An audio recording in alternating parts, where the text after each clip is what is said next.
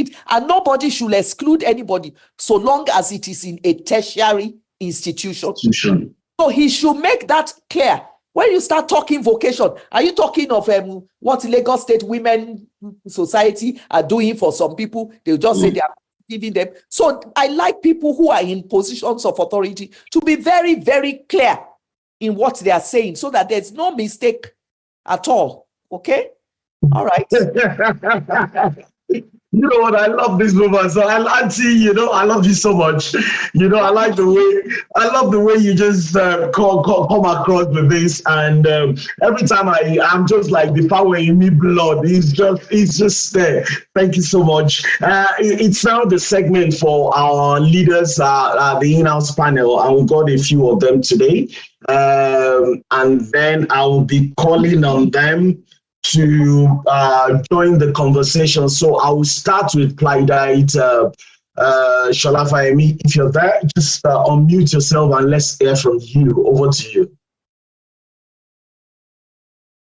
Yes, thank you so much, Mr. Convener. I want to sincerely appreciate Barrister Awokoya, you know, for her insight and in the usual manner on how well she was able to, you know, really dug into this issue surrounding the student loan scheme. And I want to align my thoughts with ours because where things are not properly done, where purpose is not known, abuse is completely inevitable.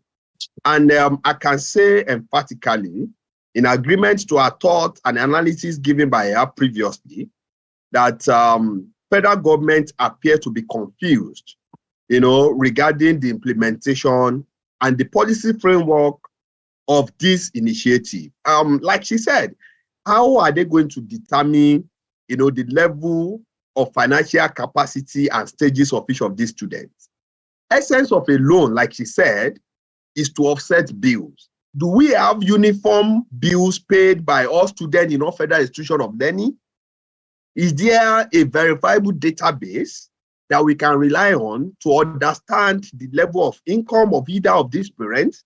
Or is this policy targeting the indigent ones, or primarily to ensure that, okay, we want to give support to everybody across board?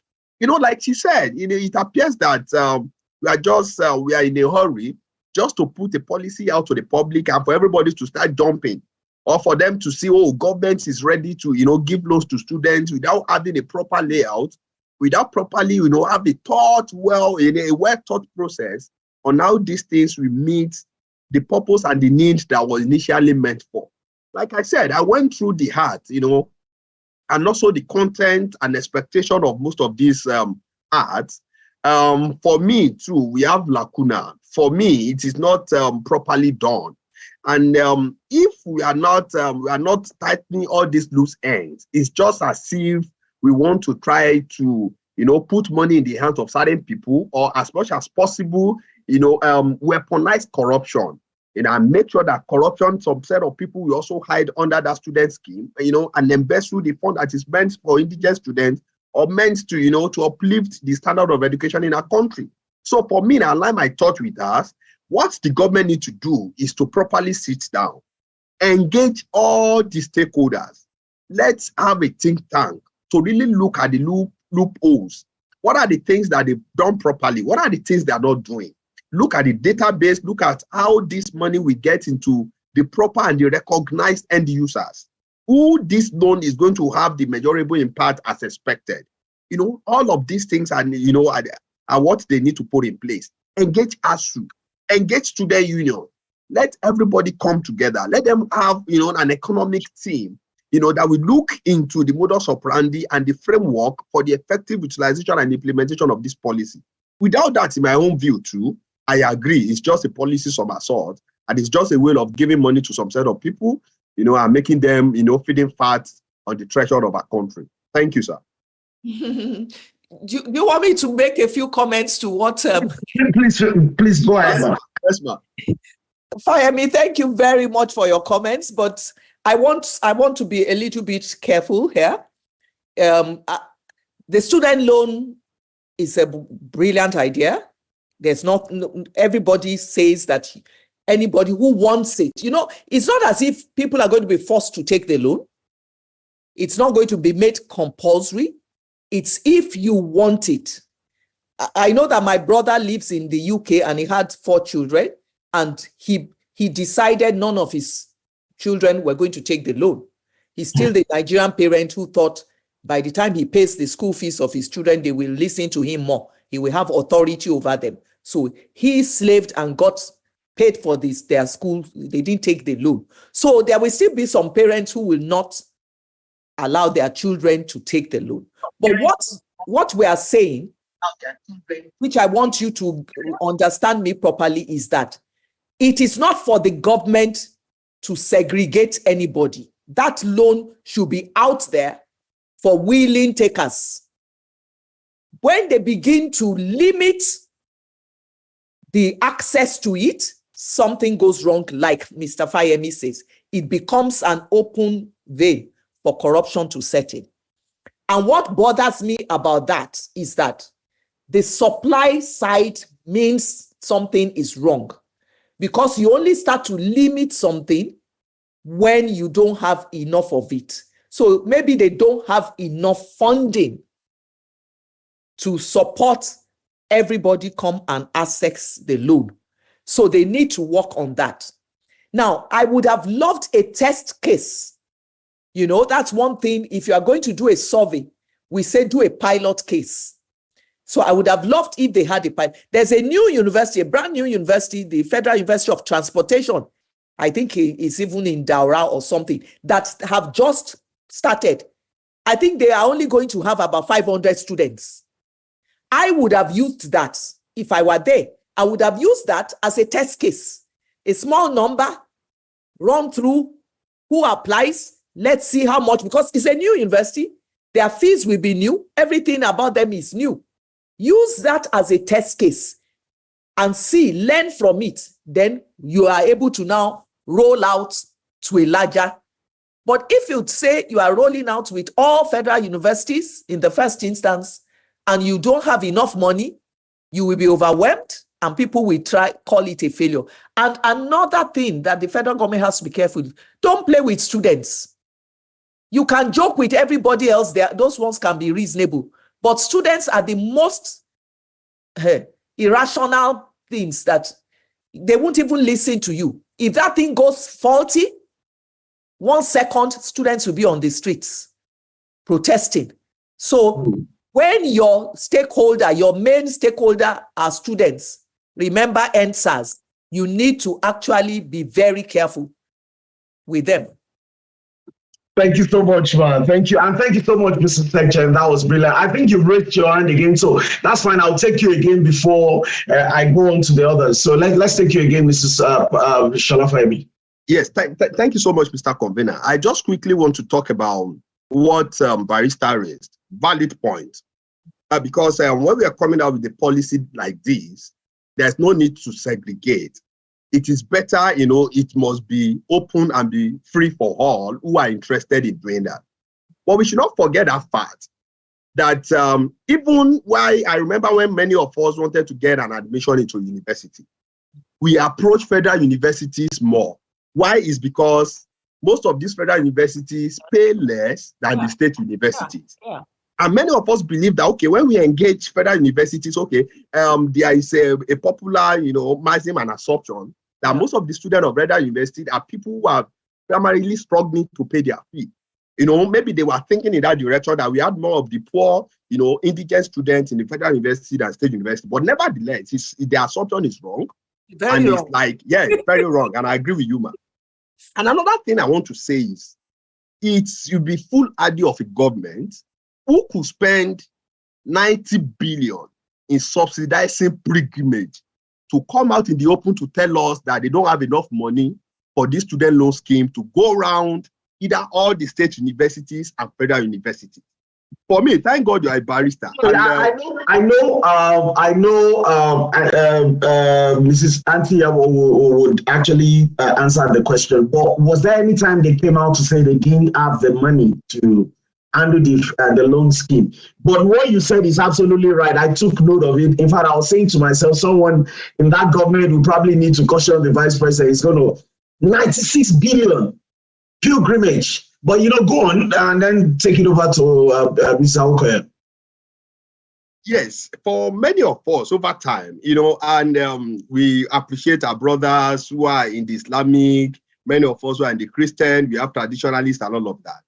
And again, I also, from my layman understanding, the Part 2 and Section 10 of Nigerian Constitution, clearly stated that no religion is expected to be adopted by either state or any government.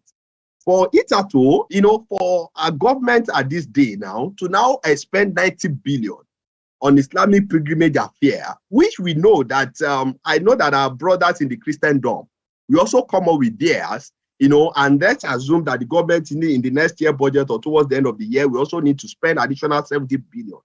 And they just allocated a paltry 50 billion to student loan scheme, which they are even saying they are not expending the whole 50 billion. They want to start it in phases. So for many of us, it appears like a misplacement of priority. It appears that the government do not really understand and what it takes for them to invest into the future of the country. And so if they were looking at, okay, maybe because they don't have enough capital to go into that, might be the reason why they are beginning to take it in phases and all of that. So for us, it's foolhardy. For us, it appears that they are not really serious about governance, and they are not also serious about the future of Nigerian students. For them to have elevated religion, oh God, it's not a bad thing for everybody to accept and elevate religion, to celebrate religion. But now taking religion over, the future of Nigerian students. For me, the former student union leader, I see it as something that now see where you are coming from. That doesn't make any sense to me. Basically, before Auntie Iyabo comes in on this, I was like, for a moment, if the voice were not slightly different, and if I was not seeing a male in front of me, I was like, was he Auntie Iyabo that was speaking? It looks like you have a son now. Honestly, the guy talks like you now. Looks alike too. Because of my hair is like this, his own too is. So the forehead suddenly looks alike, He doesn't want to grieve for anybody at all. But let me just make a few comments. Yes, Alitua Continua is one thing. I like it. I did it a lot in my own days, not university, but with Ghani. But I need to let us know that let our arguments be more of we have this way in Nigeria, which you just did effectively, of when you want to pause an argument, you want to derail an argument, you go emotional. And once you engage emotions and you are very, very fervent about it, the poor person will be struggling to come back to the facts. The two of them can. I don't like supporting spending money on pilgrimages. Never liked it. I was happy when Buhari didn't pay it and told everybody it is a private thing. If only this president had continued, he could have blamed it on Buhari. And successfully, he would have done that. You understand? Just another thing to hate Buhari the more.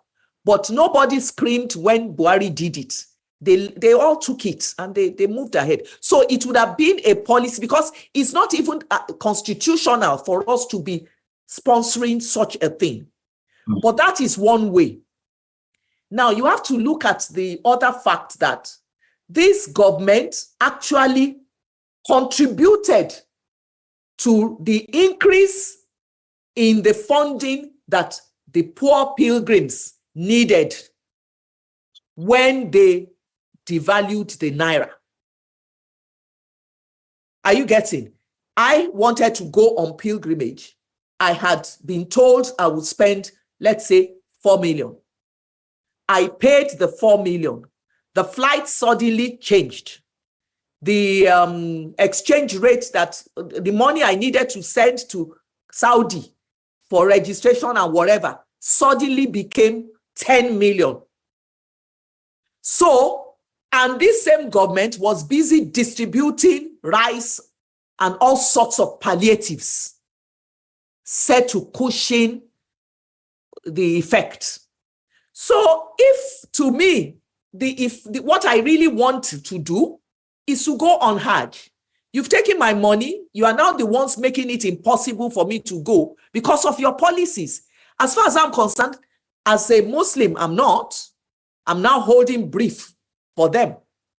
As a Muslim person who has paid my money, who is now being told you can't go unless you go and look for double the amount. As far as I'm concerned, you have done something majestically wrong against me. So if you now come up with a subsidy, I don't even want to call it subsidy. I'll call it a palliative that favors me. I will take it. That is an argument for that policy.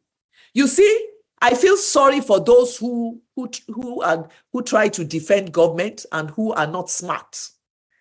You can see the way I've just explained it now. If Kasim or whatever, and that's why they used to get angry with me for defending Buhari, because if I understand a policy, if I understand why you had to do something, all you have to do is tell me, we have to do this because of this. Don't hide, don't pretend. Tell me what is really behind it. I want people in my binu and want is religion. I can defend it. But when you do not, and you just come out and you say, we spent this amount of money with no background, you are going to get people upset. There is no reason under the sun. I mean, there's nothing that stops a government for helping if he wants to help. You understand what I'm saying? Sure. If you are saying that this economic hardship has affected a lot of people, and this is what I'm saying, it shouldn't, the monies don't come from the same purse. It shouldn't affect student loan. That's why we have budget. That's why we have allocation. So the pockets of student loan should be sacrosanct. It should also be explained. We have 50 billion now because that's what we budgeted for it. Next year is going to be more. The following year, it will increase because of so, and so.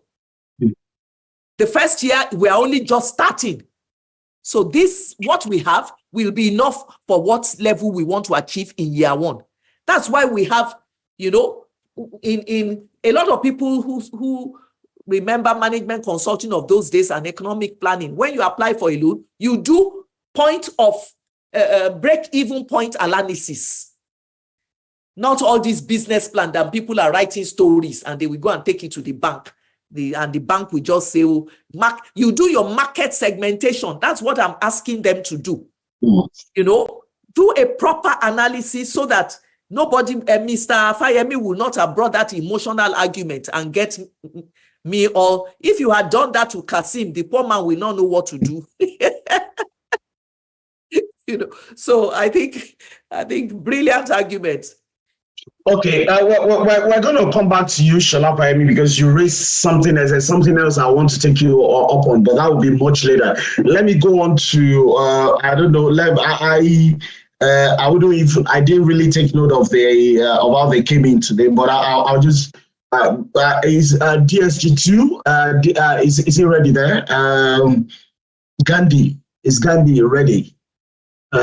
Because of our time, because I will need to jump over you if you're not ready. Okay, he's ready. So go on, over to you. Good evening, the convener, the General Secretary, and Barrister Awokoya. And thanks for always coming around to explain, to discuss issues, developmental issues with us, and to all other members of PLIDE on this in this conference. Good evening once again. For me, about the student loan, I have tried as much as I can to really think about it. And the angle that I've come to agree with, or the fact that I've come to agree with is government has a responsibility for me to make sure that education is affordable and everyone, has access to quality education. So I would have loved, I'm not dismissing the opinion, but I would have loved that instead of this loan at this particular time, that government can actually invest more in education. they know their wage bill. They know other areas of the federal university system that requires government intervention, in terms of projects and some other things. So I would have loved that what the government can do at this point in time is to reduce the expenses of this university, the weight on this university management, and then subsidize all these things at their own hand by properly investing, in these facilities or in these institutions that we are talking about. By that time, because I have come to also understand that, that increment in tuition, some of the time, is because of the wage bill and some other things that the university need to do, as part of their responsibilities. So if the government, the federal government can take responsibility for all of these things, or for some of these things, I believe that the tuition fee, would not be unnecessarily increased. Because if you are saying that the federal government is saying that anyone who wants a tuition or who wants to pay a tuition can borrow, what of if tomorrow the University of Ibadan decides, still under the same federal government, decides to increase its tuition, probably from 100,000 to 300,000? The University of Ibadan, still the same federal government, a federal university, decides to. So does it mean all this having to borrow, having to do this, having to do that? For me, the money is still going to start to a certain point. If the students borrow, they are still going to pay back. So to reduce this effect or to remove this effect, I will be suggesting that instead of this loan, I'm not saying it is bad, but at this material time, government should rather invest more, practically in some of these areas that the university need them, so that our tuition would not be unnecessarily escalate or increased. That's our angle. I don't know if by Kehinde. Can I continue? Yes, yes. Am I allowed to? Thank you so much, Mr. DSG. Really appreciate you. Over to you, Ms. Awokoya. Is this Kenny Okunugabi? Yes, ma'am. And I believe Kenny is Kehinde, right? Gandhi. Yes, okay. Gandhi. Okay, Yeah. Gandhi and Kehinde, please allow me to call you Kehinde. Yes, ma'am. Okay, Kehinde, you are taking us the wheel back to what has never worked. You have to face, we need to face realities. We want to say that we are a capitalist country that also has some social welfareism around its ethos, and that's okay. The federal government has been funding and supporting university education, tertiary education forever. You are saying they should continue to do that. That is why we have the poverty of education that we are all grumbling about, because there just isn't enough money to do what is needed to raise the quality of our educational institutions.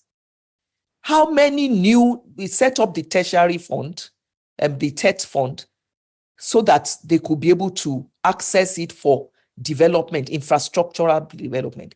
You have universities where there are almost like 15 students in a room. When we were in Ife, we had the Mozambique call for new students, Jambites. We were 6 in the room, and that was a lot for University of Ife, because Moremi, the older hall, only had 3 people in a room. Now you have university rooms that are 15. Are you saying that is quality for the people that are there? So you can see that one of our main problems is that every year, the new students that want to come into university keep increasing. Thank God that they license private universities. Thank God they licensed private universities that took away some of the burden. Otherwise, all the federal government universities would have been in trouble, more trouble now. Universities lecturers are complaining. Mute yourself, please mute yourself, TJ. TJ, please mute yourself, TJ. Go on now. All right. Most of these university lecturers are complaining. Some of them earn 200,000, 180,000. What is a professor's fees? I mean, that's why we're losing all our professors to go abroad. So you can see that the university is not being funded in a way that will give us better quality. So when you see a system that is being stifled of funding, and you see that the government doesn't have that capacity. Look, everything in Nigeria, we have become a nation of 180 to 200 million people. When we were talking, that's why when people talk about we ate chicken, I always laugh at them. I never saw a whole chicken in university or even half. And when I was in university... But at least you got a quarter, right? No, I didn't. That's what I keep saying now. I've told you this on this place. I know. When I was in Ife in 1976 to 1980, 1978 to 1981 in Ife, you can ask the questions later. Just let me lay what the foundation. You know, we had meal tickets, but as at that time, even the refectory, the place where we were eating was already becoming a pest, not the best of standards, that we opted to cook our own food. But that was even when we were just about 80 million people or 100 million people. Those same facilities are now taking double and triple the number they used to take. So we cannot keep on. I don't want us to pretend that the government, yes, they are stealing. Of course, if they didn't steal, we'll have more. But stealing is happening in also private sector, in everywhere. It's all over Nigeria that people are stealing. We still need to pay our dues. And that's why the student loan will free money for government to be able to face infrastructure for the same university. Imagine if part of the money they are spending on each student now goes towards infrastructure. So that is the submission I have. We cannot say that government should improve. They won't have money to improve as we continue to go on strike. The lecturers need to be paid now. How can your lecturer? I tried to go for a postgraduate diploma in counseling in University of Lagos. I excused myself. The lecturers didn't know as much as I knew, so they couldn't inspire me. Then they looked wretched. I just couldn't. I was arguing with them most of the time. I had to just leave them and say, I won't even respect anything that they give me in this university. I prefer online from somewhere else. That's how wretched some of them are. So we need new funding vehicles. Thank you so much, Mrs. Awokoya. I want to appreciate you for. I'm coming, please. Let me just. I know PLIDE Okunuga wants to come in, but look, we've got just about 24 minutes because we're extending till late, and I've still got 7 people. I'm coming, please. Please let me take it step by step. I've still got about 7 people to take. So please, after I call Kenny Okunuga now, please, once you've made your submission on this, I won't allow you to do a follow-up. Otherwise, it becomes a back and forth, and the others become disenfranchised. So let's go with you, Kenny Okunuga. After that, I believe I know that she is raising up, so maybe I'll take that. And then, of course, we've got our country secretary general is there, you know, and we've got to take the Oyo State coordinator, we've got to take the CMD director, we've got to take everybody more or less.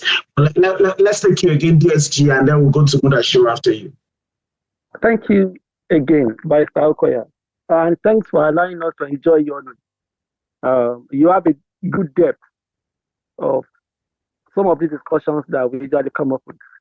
But then, my issue again is, I still insist, and I feel that government has a role, and government has, has its own responsibility on the citizens and on some of these sectors, education, agri, infrastructure, and other areas that we're talking about.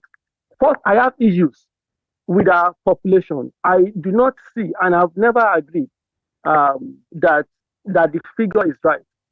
I have never agreed that the figure is right. So for me, it's just a way to overbloat our budget, and then provide means for certain individuals, within the political sphere to take in money and then begin to spend or keep for themselves. I also know that the government can do certain things if they are serious about it. For instance, we can reduce some of these expenses that our government, throw themselves in. We do not have reason as a nation, considering our current circumstance, to be running a bicameral legislation. We do not have any reason, as far as I know, with our current conditions, to be overbloating appointments, just bringing people for political compensation. I understand that in politics also, that these people also need to eat. But then they should not rely solely on the economy of the people, to get in some of these things. So it's just about the government getting it right, in my own opinion, reducing, blocking some leakages, then readjusting certain things for the money to really flow. We are very rich as a nation. And I have always told people that our country is very rich. Only that the managers of our economy, the managers of our finances, are not getting it right. And they know these things because they are well exposed.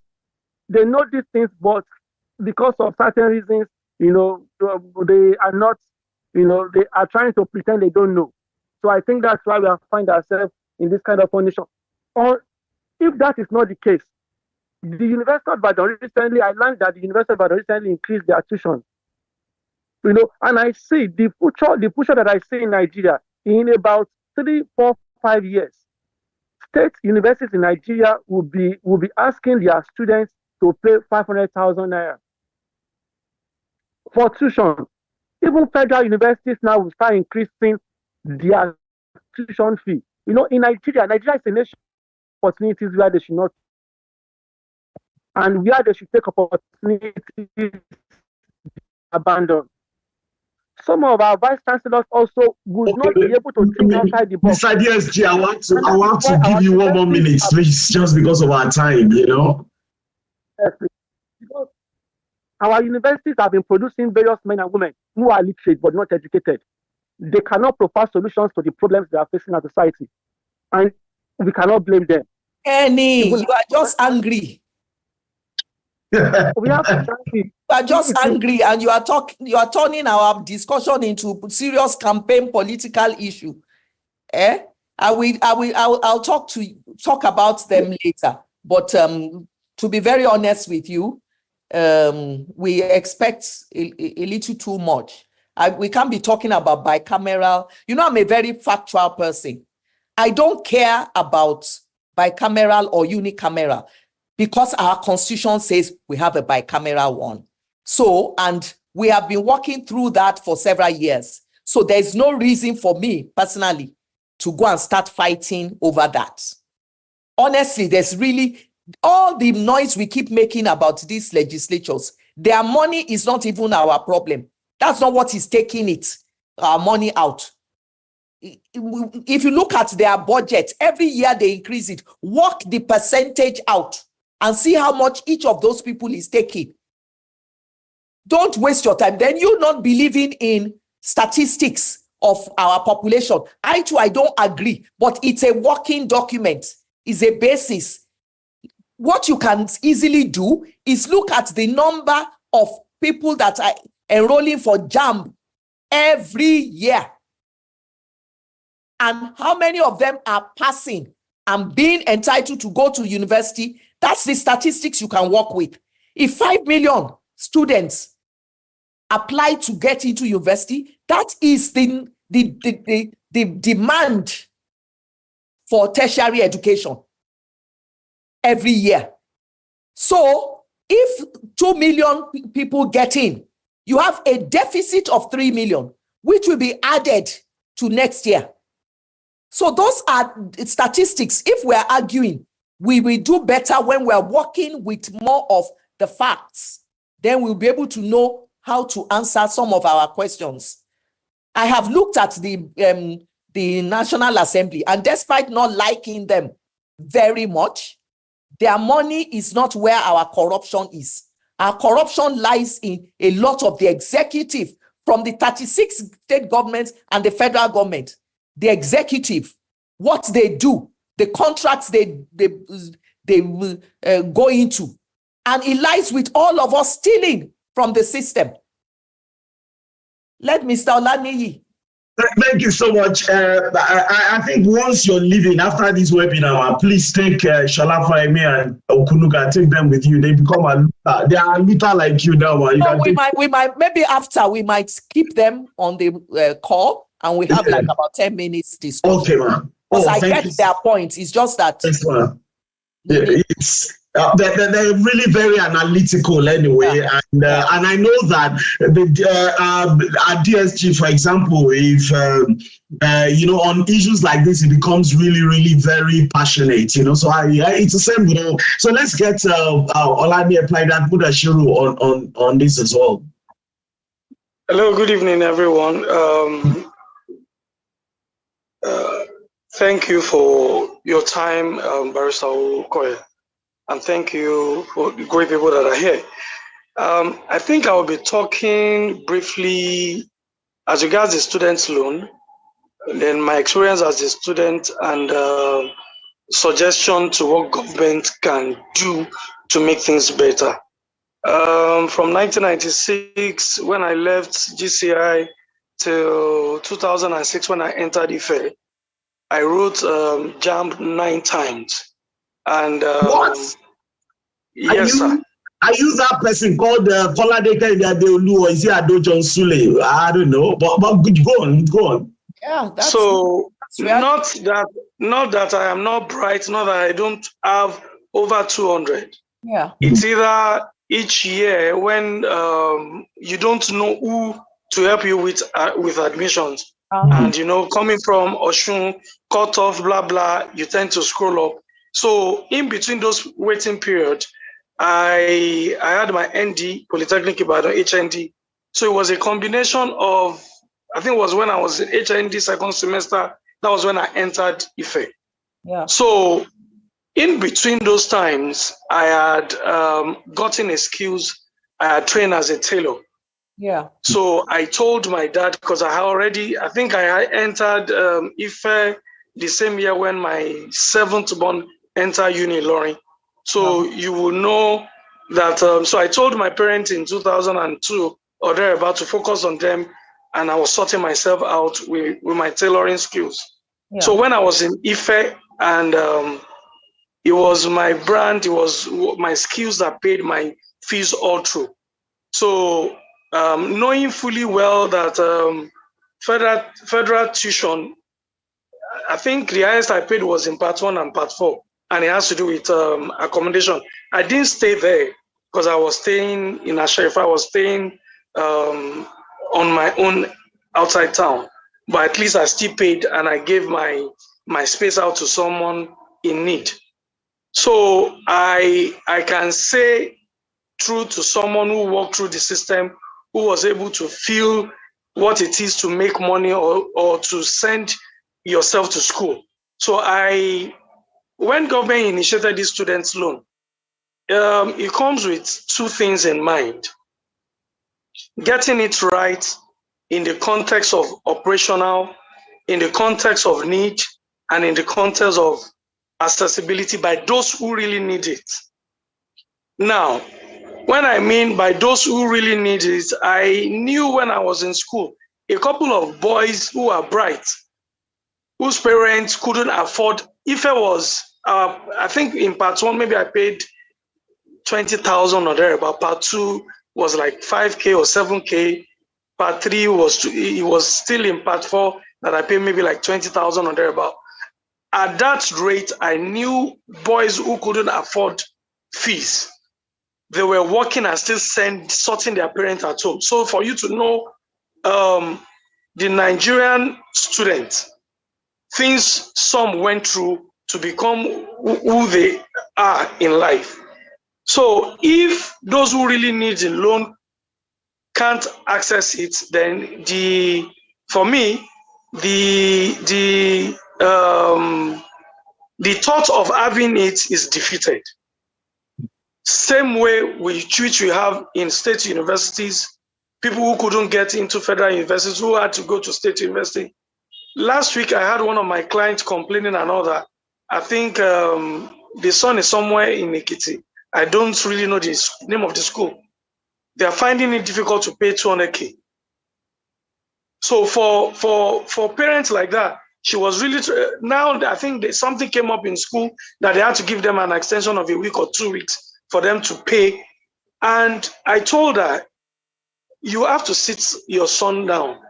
Irrespective of how much you love, this is your condition. Does this boy has a skill that he can help you with? Forget whatever the country is. If you want to make headway, you still have to. If we sit down to look at what's it called now? What Nigeria spends on foreign education, even from the poorest of the poor, parents still have to take loan to sort their kids abroad. So for us to now say, we will know that in as much as we love education, then this thing is needed. But are we putting it in the right way? Are we going to make it accessible in the right way? Then I will advise government, it will be better to pay the school directly. Then probably have, what's it called? Have their upkeep remitted to them, or probably have tickets or thereabout. Why I'm saying this is a whole lot of, we are sitting on a time bomb with betting and all that. I knew of someone who had gotten more loan. The parents got a loan to put in proof of funds. And this young man blew it on betting. Millions. Oh. So if you are going to have a loan and not have problem with it, you give it to a youth that does not really still understand what it is and blew the loan. The loan is there. The student has still not paid for his tuition or for the education. So it has to be something that has to be practical, something that has to be able to help the nation, help the family, help the student, and help the school. Now, the second one was what Barrister spoke about our experience in Unilag when she wanted to get education. When I was in Ife, I studied geography in Ife. So it comes to a point in time that it was difficult in class for me to ask questions.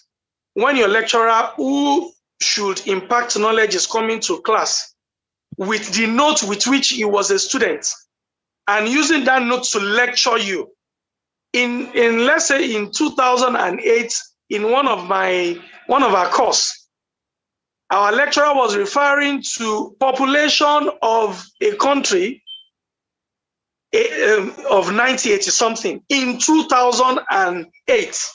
So I had to raise up my hand in class that it takes just using Google. You have a smartphone, sir. It became an abroad in class and all. You know, it is in that you can just check this thing even before coming to class. This is the exam. So it turned into assignment.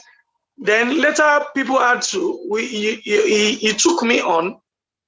I had to go beg him for someone who wants to impact knowledge. Give you just one more minute, yeah, because of our time. And in rounding up, we have to be serious about it. What is the essence of having universities who cannot tackle our problems?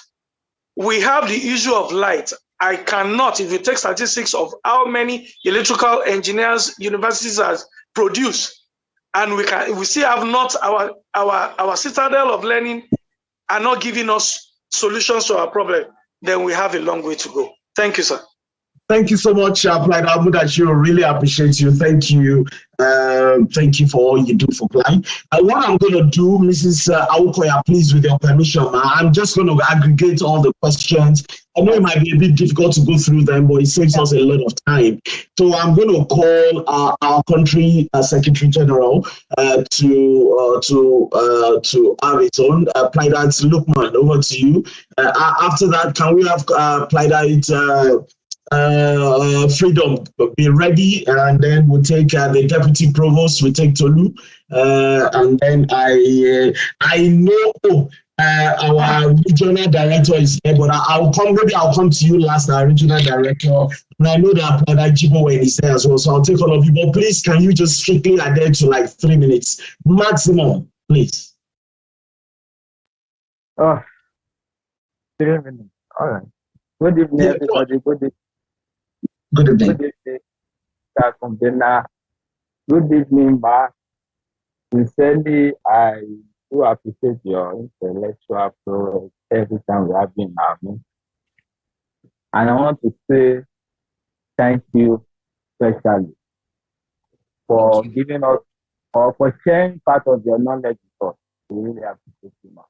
Thank you. On the issue of that, to me, I don't say anything bad in student, but when we like the Mudashiro, if I'm correct, said maybe they should try to know who and who is in need of that loan. I don't think that one will be possible in Nigeria. That is in my own personal opinion, because there's something I discovered in this nation, and that is the fact that is why it's surprising when we talk about corruption. I discovered that corruption has been part of us. Almost everybody in Nigeria is corrupt, except if we want to deceive ourselves.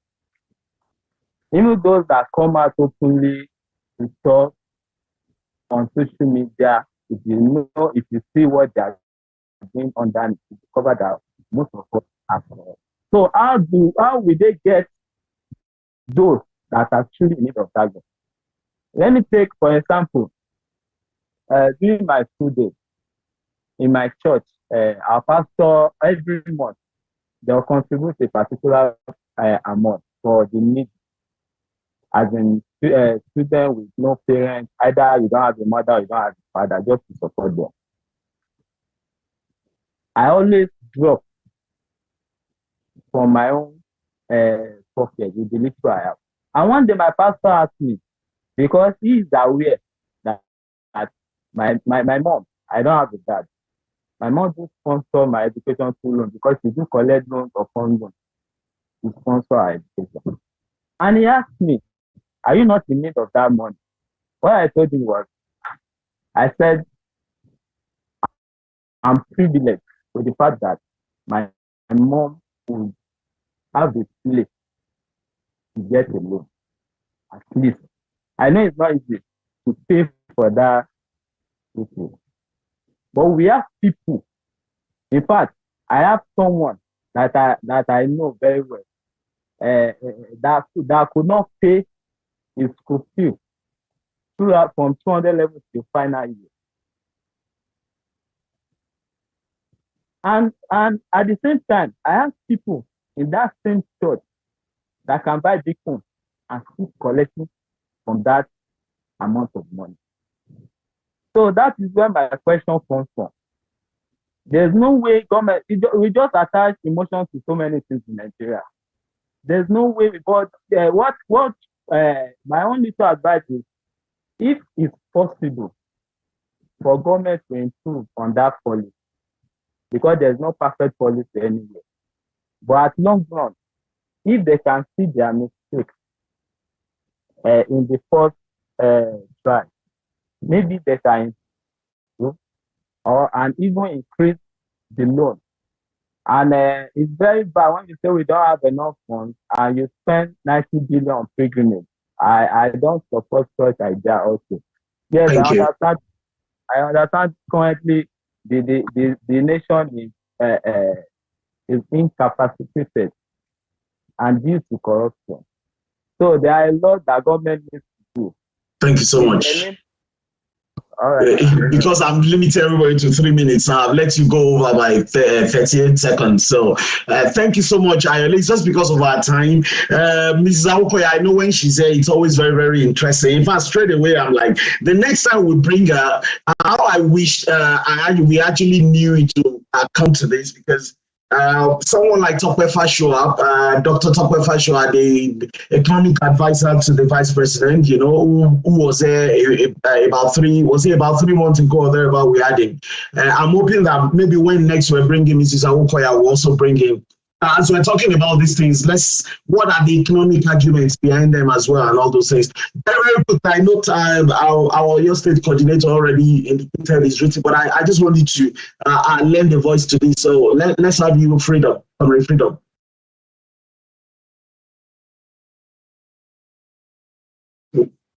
Is it still there? Okay, I'm just going to jump over because of our time. You know, time is very much of the essence. Let's go to you. Let's take Tolu, and then we take the deputy provost. Usa? Okay. Hello. Okay, Tolu, let's take you there. We'll take deputy provost and then our regional director. And then I'll make sure everybody has a say. Don't you worry about that. Yeah, go on. Okay. Thank you. Good evening. I'm going to try to be very fast. First and foremost, I want to make my position on the 90 billion for the ad very clear. I've always felt we take religion. Religion is personal. I've always found it offensive that government money has to go into people going on pilgrimage, which is supposed to be personal. Having said that, we'll quickly go to the issue of the student loan. Now, my position on that is this. It seems to be very easy for us to copy solutions that work elsewhere, regardless of the situation of our own economy. We are in a country where people take government loans for businesses with no plans to pay it back. Even till now, there are people who take these loans. It's as if once it's a government loan, you are really under no obligation to pay back. Sometimes I think they give you, and the only time they remember to ask for it is when you basically made it. So people take loans with that kind of mindset. How we think the student loan will be different, I still don't get it. How we think they would pay back, I still don't get it, regardless of all the explanation being given. Again, the decisions that government makes sometimes, I wonder if they really look at the reality of the Nigerian socioeconomic situation. I agree with what she was saying about the number of backlog we have in terms of students trying to enter the university. And instead of coming up with solutions like age, loans, and JAMB in 3 cases to resolve these issues, ordinarily I would have expected us to come up with something like maybe a compulsory technical training for you to enter a federal university, or part-time jobs the way it obtains in some other clients. We seem not to be looking at any solution that doesn't involve us bringing money out of the national purse. This same money that we say is not enough, although it's always available to buy cars, and to go on Hajj. But when it comes to education, it's not enough. But yet, we don't seem to be able to dig in and look for solutions that will take less financial resource from this same national cake. And that is where I am. All the solutions that are coming forth so far concerning education is not really equitable, is not working towards equity, is not working towards actually resolving the issue. It just seems to be more of bringing out money to shock it till the next election. That's all I'm saying. I'm yet to really see any solution that would make a huge change. I have a son writing JAMB. From the moment he was going for JAMB, I told him, Oga, you are just writing this year's zone. You are not going. You are going for a 1-year technical course. How it happens? And we've agreed. Now, if the government had come up with that instead of coming up with an age limit, it would have worked better. Because then you can enforce a 1-year, 2-year technical course and maybe create a parallel program that allows them get a degree. Stuff like that could happen. But we're not looking in that direction. We're all just looking on this. How many, even if they create 36 federal universities, we still have more students coming out of secondary school than those universities can actually accommodate.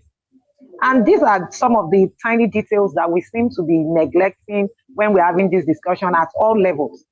So I personally am not seeing a road forward. We're just creating more problems. All these problems is just going to pass on to the next government, and then they will come up with a new solution and nullify the current solution. When we are serious, we would have a long-lasting, sustainable solution that will start creating professionals that would go into industries as required by our own economy. That's it. Thank you so much, Tolu. Really appreciate you for that. Really appreciate your thoughts. Can we have, I believe, I know I have Alaji Tijani for PLIDE there. Yeah, let's go to the regional director, Comrade Tijani for PLIDE. Yeah, good evening. Let me say that I'm really impressed with presenter today. He's a worthy lawyer that if you hire him, be sure of getting something. What you're trying to say is if you hire her, she will actually send anybody to jail. Is that what you're trying to say? That person is guaranteed to go to jail, isn't it?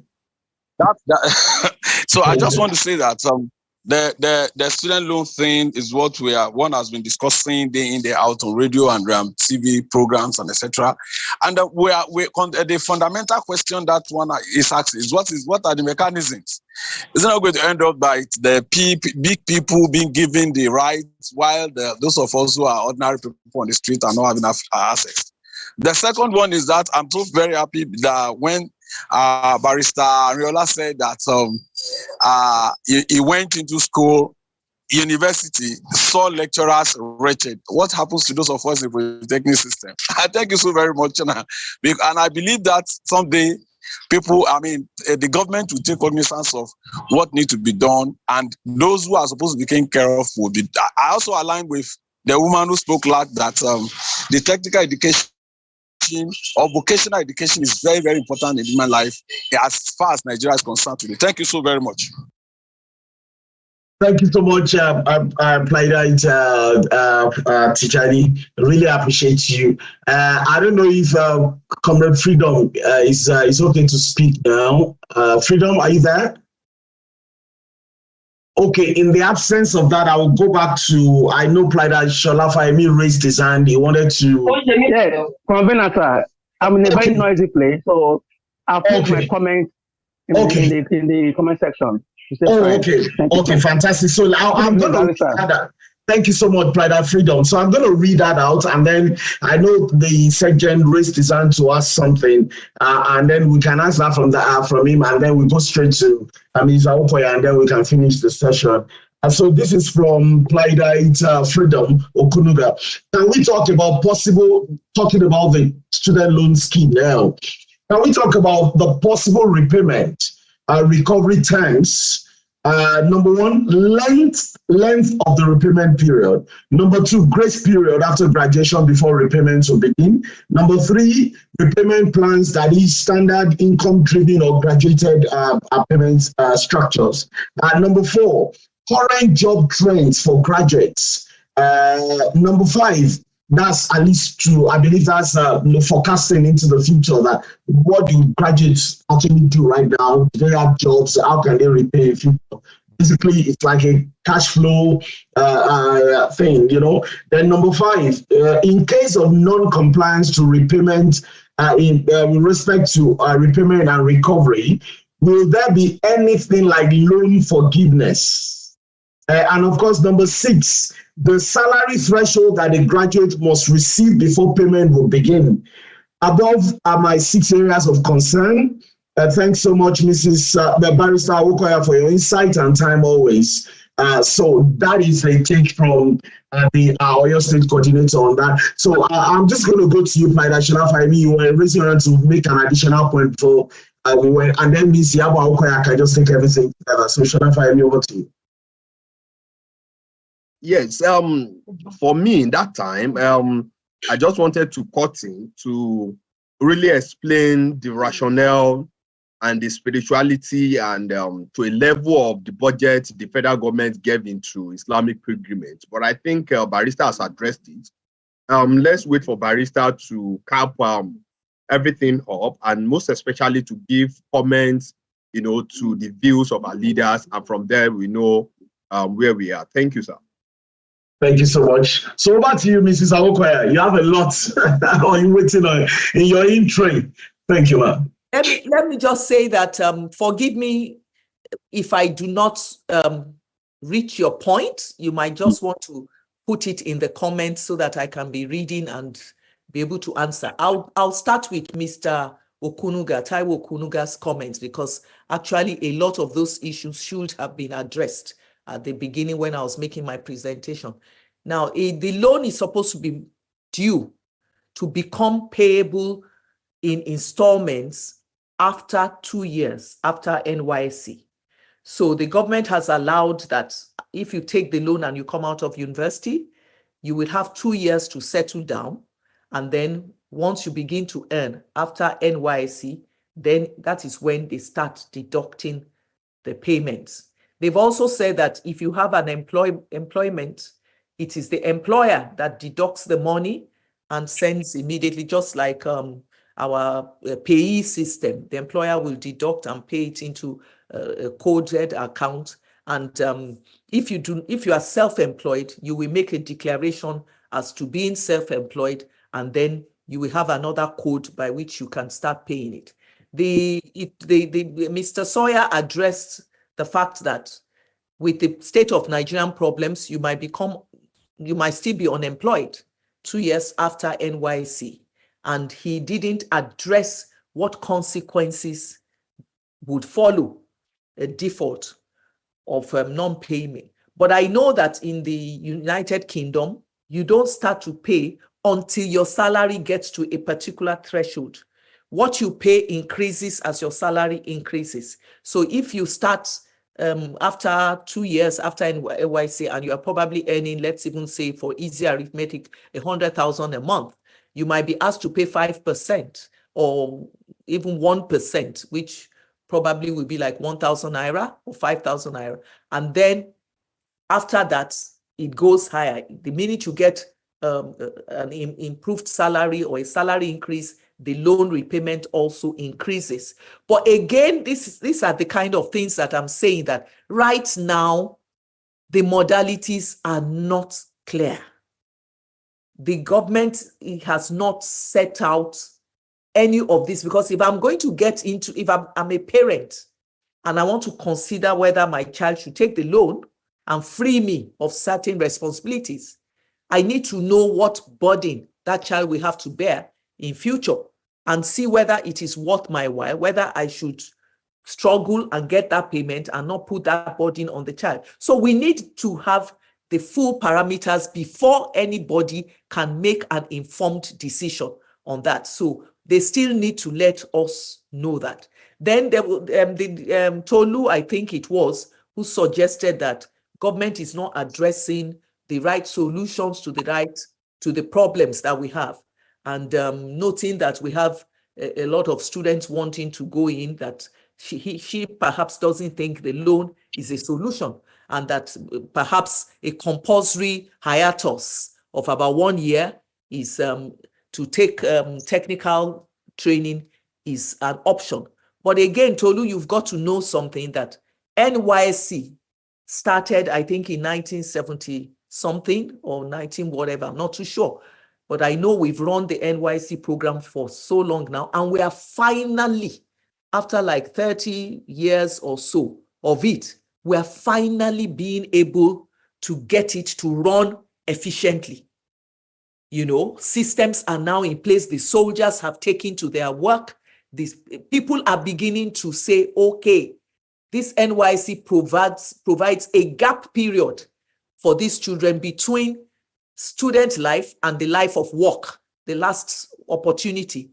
We also have to know that for every year that the government takes out of a child's life, it is impactful. So it cannot ever be constitutional for you to make it compulsory for a child to stay out of university when we have a 6-3-3-4 system that is legal, that says you move like this. So we cannot break it again and say 1 year, hiatus, go and take technical, because that is again unconstitutional and you are forcing a child. Then you must also know that if you take that as a solution, you are also setting up another institutional framework for managing that. Which institutions? Are they ready? Are they available? Who pays the child stipends? Who does what? So what one can do as being a solution is to ask parents, to educate parents that your children are still young. 1 year out of their life to take a skill is fine. You can, because when we were, let me just give you a bit of context here as to what you are saying and what I'm suggesting. In the olden days when we had a lot of unemployment, when we left university, in 1980, 81, when I left university, it was still law that when you did a professional course like law, engineering, and accounting and those, you had to do pupillage. So the law was that you still had to work for 3 years under a senior, a professional, a more qualified senior, before you could set up your own practice. Then they said there were no jobs. Jobs were becoming scarce, So they said, okay, let people be able to set up their own practice.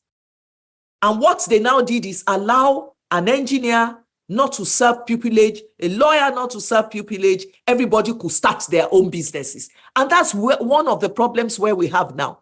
We now have half-baked lawyers, half-baked engineers, half-baked everything. Because nobody looked at the consequence of not having experience from the hands of somebody who was experienced and just starting on your own. So usually when we think of a solution, we do not think about the consequences. To Tolu, brilliant suggestion, let people have skills. All of us have been doing that. You've had a discussion with your son, and you have agreed that is a way to go.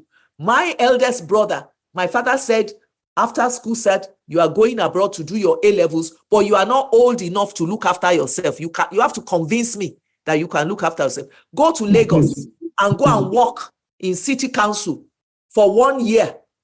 Wow. In which you will get all your money, you will pay your own, you will transport yourself. We had a house in Lagos. We will transport yourself from home. You will cook your own food, and you will show me that if you are in England, you can look after yourself. He did it for 9 months. And then he was sent abroad. So each parent has a way in which they sort out these issues. And it is for us to encourage them to let their children also have the skills. But the government cannot legislate that because they've already taken 1 year of our lives. NYC. You can imagine if somebody says, my child should go and do a particular skills work, when I know that same child can do 3 months during the summer holidays. If it's serious and will almost be, I can do, like when my daughter was studying medicine, even though she studied in England, every summer she came home to Nigeria, she went to LASUT to go and volunteer. LASUT has a program that allows anybody in the medical field to volunteer. And she would come from England and she would go, because that was me. If you are coming back to work in Nigerian environment, you need to know the Nigerian environment and be very, very perfect with it. And she would go to a private hospital, Motayo, which was like a family hospital. She would do like 2 weeks in Motayo, and she would do like 2 months in LASUT. They knew her for 4 years. That is only 1 year she didn't do it. So we as parents, we all have what we want our children to know and to be. It can't always be government. So that's it. I'm not sure if there's a, Shola agreed with me in the long run, so we didn't part on any. I think it was Kenny again. I think I addressed her. Mudashiru talked about how he had to stay long in trying to get into university, both on the question of not having funding and also because of the system. that allows all this ranking of scores and the rest of it. And I think Mr. Professor, the JAMB man, I've forgotten his name now, he addressed that when he first came in, and when people were saying, how can you send people with 180 score points to university? That is really bringing our... The man said, no, that the universities are allowed to set up their cutoff point. But what that does is that all the high cutoff points have already shown which universities are rated high. They've already... So whether Nigerian government likes it or not, ranking has already happened in the universities. Because University of Lagos, University of Ife, Ilorin is now one of the top ranked universities that people go. Ranking has taken place because JAMB can... Sorry, but I don't want you to lose your line of thoughts. Yeah. Because I see I see a problem here, man. Yeah. Talking about the rankings and that now you mentioned Ilorin, Ife, Ibadan, you know, as Lagos, you mentioned Lagos and as the top ranked universities. I said JAMB can give us. It's not me. You know, I like to talk about... The reason why I'm saying so, man, is because you spoke moments ago, some time ago, about going to UNILAG to do a program, and basically the professor... that was a PG. No, you know, to be very honest with you, I try to be careful because I'm not young, because I'm coming from a long history of experiences in so many sectors. I am a lecturer. I take management courses. I train. You know, so it will take a lot to impress me. Do you get what I'm saying? So I wouldn't use my own basis as across board. As comparison, as a standard. Okay. That would not be fair. Because see, our universities are set up. I have always been cantankerous. Let me just be very honest with you. In my first year in University of Lagos for my master's coming from University of Ife, I got just the same thing Mudashiru talked about. I got into trouble with a professor who was using an old book, and I was coming from Ghani Fawemi, the first year working in Ghani. So I told him we had the book he was using, he was referencing. I said we had the current edition in our library in Ghani's chambers, and he was upset. And we were facing, because as at that time I had been arguing at the Supreme Court. So who is a lecturer to scare me when you have already faced a panel of about 7 judges, all of them asking you questions? So he didn't scare me, but people told me that I had better change that course, otherwise he will fail me. And I told them no. If he will not have a reason to fail me, because I will so much pass that he can't find a way to fail me. And I stayed in his silly course. So I don't want to, I'm just saying that JAMB, when we are talking about a lot of things, we need to use statistics. JAMB will tell us the number of students that apply as first choice to a particular university, the cutoff point of those universities, and how many people are actually taking. That will let us see if our 180 or 200 is failure or not. So what I'm saying is that whether we like it or not, certain things are beginning to fall in line. We just have to follow the data. So I don't know if there's anything else that I need to talk about. I'm not sure. Is there anything else that I missed? Comrade Ayo was... Comrade Lukman Ayole. I don't think he was... he asked a question. I think he just made comments that were almost favorable. And student loan, to me, I know Tolu said that we always use things that have been done abroad to try and... Yes, there is no... Tolu, honestly, I quite agree with you, but there is nothing stopping us. The wheel is not to be reinvented if the wheel is already there. What we need to do is domesticate some of these things and use our natural laws and our own culture and ethos to judge. You also mentioned that who is to say that these people will pay back the loan? That is one of the risk factors that they have not considered in that loan. And it is a valid point. The loan is really silent about the punishment. Because right now they should have told us in the act that it will go into debt recovery. These are the consequences. Your name might be blocked from something. You might not be able to take a government appointment. They should have put some consequences that will make people know that they have to pay.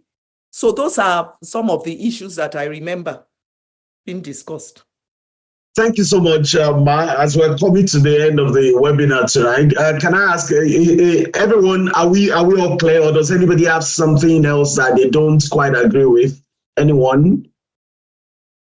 Are we? Do I? So I know. Let me go back to Mudashiru, because I know I taught him. He was probably the only one I taught in mid-sentence, if I'm correct. Was he him or Ayole? I caught one of them in mid-sentence. So Mudashiru and PLIDE Lukman, are you both good? Are you both okay?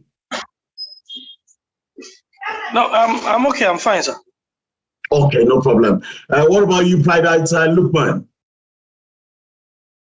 Okay, I believe he's okay as well. Mrs. Awokoya, just before you go, I'll ask you one more question. Please, man, look into your crystal glass and tell me, I know this is off the topic, tell us how the Rivers crisis will end legally. Because when you told me about that topic, what did I say to you? I know you said you didn't want to talk to, you didn't want to even talk about Rivers one bit. I don't. Shalafa and I discussed it, but so I mentioned it to you. Yeah. What I think is that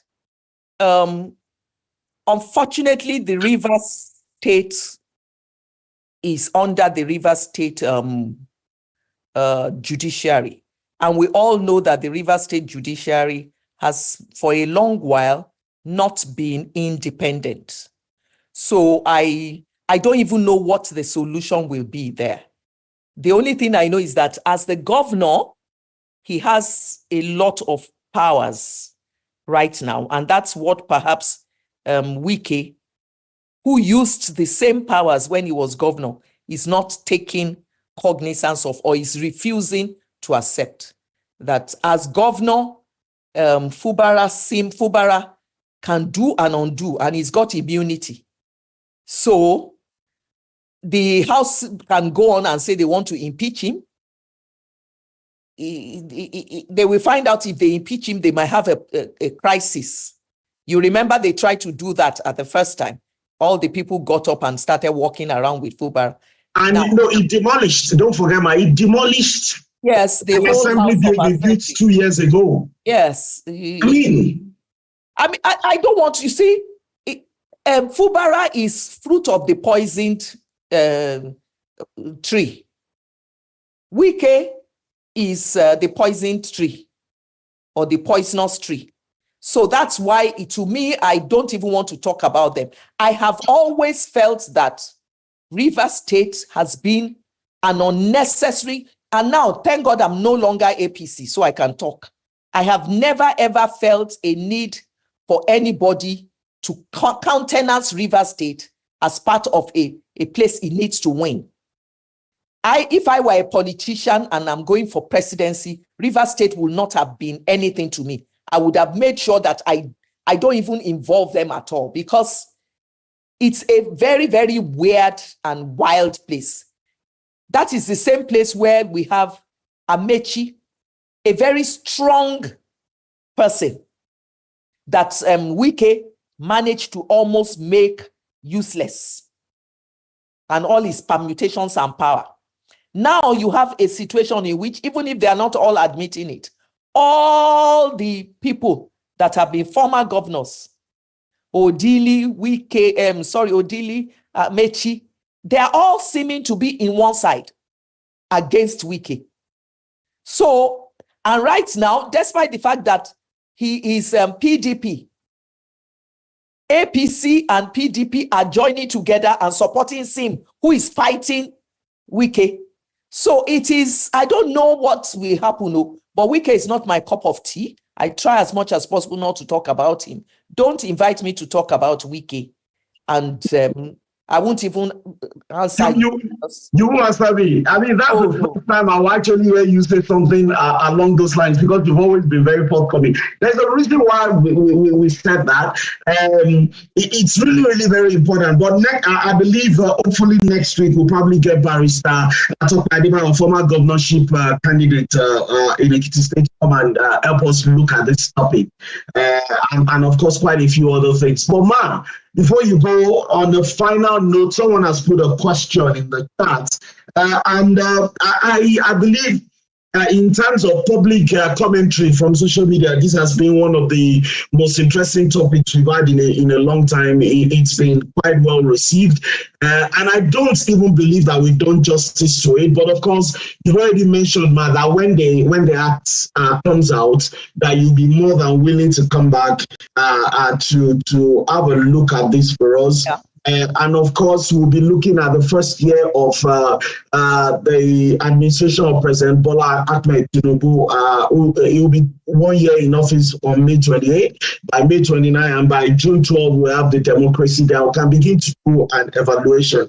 Now, there's this final question from our head of CMD. Can we consider waiving NYSC if a person can volunteer prior to admission? I'm not quite sure what this is. If someone is volunteering, for example, for 1 year, isn't that NYSC at the end of it? But it could be a viable route as it is composing. So look, let me give you 1 minute to kind of clarify. I get what Tolu is suggesting. Okay, ma'am. I get it. Tolu is suggesting that for the technical training she's advocating, she's saying if somebody volunteers that they would rather go and take 1 year out and do that technical training, can't they use it as like a national service? But Ma, don't quite a lot of science students, don't they do COS? They do. That's what I was going to ask. National diploma students for 1 year before coming back for HND.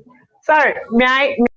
Yes, go on. May I say this? Yeah, I did a diploma. We do COS, but it is not a replacement for NYSC.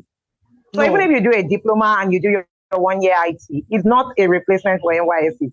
What I'm now asking is, in the place of all this delay going on because of the JAMB overload, what if like the other guy who had 180 but still couldn't get admission? What if he could use that year to do his national service? And, you know, when he's now done with his degree, he could get a waiver from NYSC because he has already done that 1 year. COS doesn't count. You do your COS, you still do your NYSC. So that doesn't count. NYSC is after you have qualified. That's what the act says. The basis for you serving NYSC is having finished in a but now we're not looking at it in light of all this piling up we're having and all the rigmarole the government is having to do to explain or to excuse the excess. So I'm just looking at ways. But the government isn't excusing. Tolu, the government is not excusing any excess. There are so many private universities, a lot of students who don't gain their admission. They have so many ways of gaining admission. I have a girl that my cleaner's child that I'm sponsoring in a private university. It's costing a lot of money. But the girl told me that men are disturbing her. It was just a 17-year-old girl. And she said, Mommy, men are disturbing me. And I looked at that young girl and I thought, if she's allowed to just be idle at home, she'll just get pregnant. And that's another soul gone down. So I asked one of my old workers who works in Anchor University. And he said that there is the prelim system, the pre-JAMB, where they admit them for 1 year. They teach them, then they teach them how to do JAMB papers and everything. Then when they pass, they come in as direct entry students using their first year in that university. And it is like that for Babcock and so many, even University of Lagos, they all have their system in which you can get into school for 1 year. They have what they call maybe part-time, they have continuing education, they have all sorts. So it's just for knowledge. Anybody who doesn't perhaps make his jump can go and do learning a trade, like Olani Mudashiru talked to us. He was even able to finance his own university education with the sewing and tailoring that he learned. So there is no, government doesn't, everywhere in the world, there will always be this problem. If you want to get into university and you fail, year abroad, they do it in England where you take a 1 year off and you just go abroad. You can go and explore life. You can go and work and you still come back. Even now, they are doing a system in which if you want to do engineering, a company will sponsor you. They call it the apprenticeship model to getting your degree. A company will sponsor you. They will put you in. You'll be doing 2 days in the university and 2 days in the field of work under the company. I think it's like 5 years instead of 4. And you still get your degree. So there are so many ways by which we can address shortages of university and the people who are applying.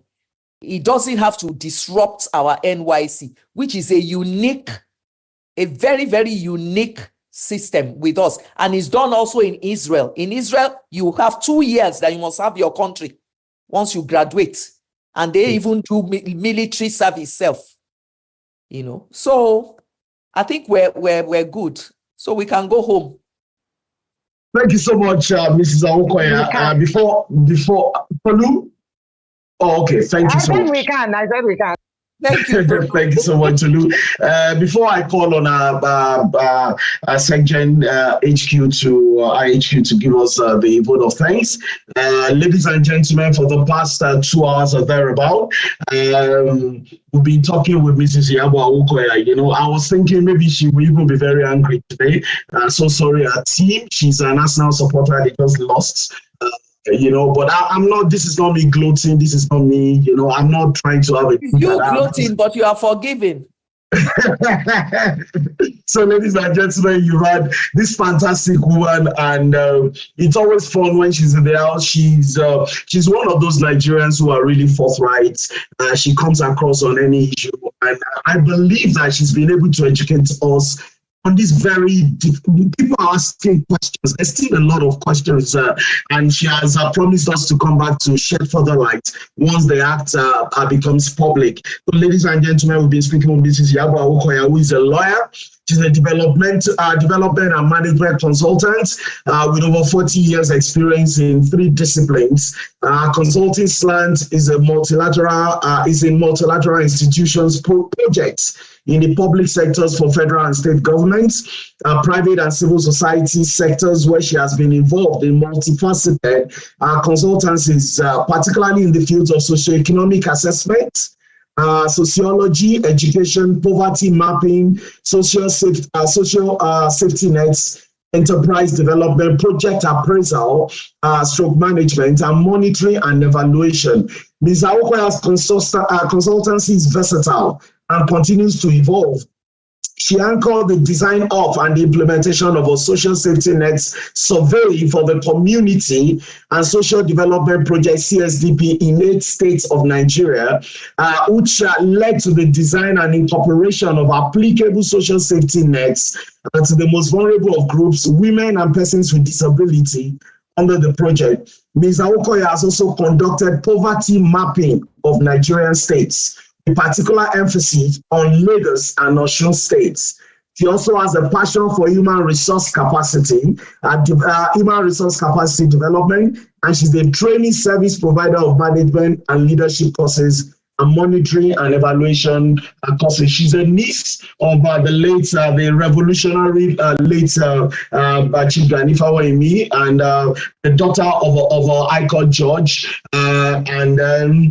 If you go on Twitter, you know that she's in the midst of battle all the time. They fire her, and she's always very, she doesn't hold back as well. Thank you so much, Ms. Awokoya. So over to us, SG, to give you the final vote of thanks. I would call it tonight. Thank you so much, Mr. Convener. Yes, before I appreciate and thank Barrister as always, I went through the heart of this student loan scheme. And it's highly disgusting and disheartening to find out from the heart that there was no provision for the representative of the student body in a special committee to oversee that policy and that scheme. You know, I saw the representative of MBA, I saw ASU, I saw rector, I saw VC, I saw, you know, for me, you know, Yoruba we say, you know, the students who are the key pivotal segment of this scheme need to have a say. You know, though we might be thinking, okay, the NANS or whatsoever has been bastardized, but let the office of the student relation or whoever is to the president be represented as the voice of the student, you know, regarding this scheme. I wish they can also listen to what we've been discussing for over 2 hours, where they should be able to take feedback, reappraise this policy, and most especially have a pilot test. You know, like Madame recommended, let them pilot, there's something we call a pilot scheme. Let them pilot it, let them test run it, you know, with a subset of a student body, a student population, to examine the effectiveness of this scheme. And then it's going to be widely, you know, accepted. And at the same time, too, like she said, government must not put in place discrimination. This policy must be open to all. You know, they can now do it in phases, but segmenting it to a particular set of populace is not something that is going to go down well with everybody. So with that, I want to sincerely appreciate Barrister for her insight, for her love, for the passion, and how well she was also able to demystify all the arsenal we were, you know, throwing at her from different angles. So why did you mention Arsenal again? I know the Arsenal in this. Why did you mention Arsenal again in all this? It's not me mentioning. We have to make ourselves happy. We still have to use ourselves, yes, in the grammatic semantics. So that's what I just did. So sincerely, ma, we thank you for what you do. We thank you for what you represent, and we thank you for always coming on board, you know, to air your views on the topical issues ravaging our nation. Thank you so much, and we sincerely appreciate you. And in the same vein, I appreciate all our leaders, the in-house leaders who also made their comments, their contributions. You know, they are very key to the sustenance of democracy, and also to our viewers who have consistently been coming on board in joining us as we discuss the progress of the country. Thank you, everyone, and God bless you. Amen. Amen. And I will give Ms. Awokoya a chance to say a word, but she's also asked that you send the link to the act to her if you have it. It's in the comment. Ms. Awokoya, over to you as we close. Well, thank you. I like what you're doing, and I appreciate you. We have to keep the conversations going. It's always better that we talk rather than just go to war at all points. So I like what you're doing, and I just ask that you continue to persevere and try and enhance more viewership. I don't know how to do that. I'm not sure if you are very vocal on the social media. Or we try not to be as a rule. We put the arguments out there. You just keep on saying this is what you do, this is what you do. Just so that you have, because people need to talk. People need, and I like this what you do here, in the sense that it's not like spaces which I try not to go on to at all, because all sorts of people are just making a lot of noise there. So it's fine. You are doing well, and I just ask that God should enlarge your coast. Amen. All right. Okay, Amen. Thank you for having me. Thank you so much, everyone, and good night from us, and we'll be back next Sunday, 6 p.m. Thank you so much. Have a wonderful week ahead. God bless you. Bye for now.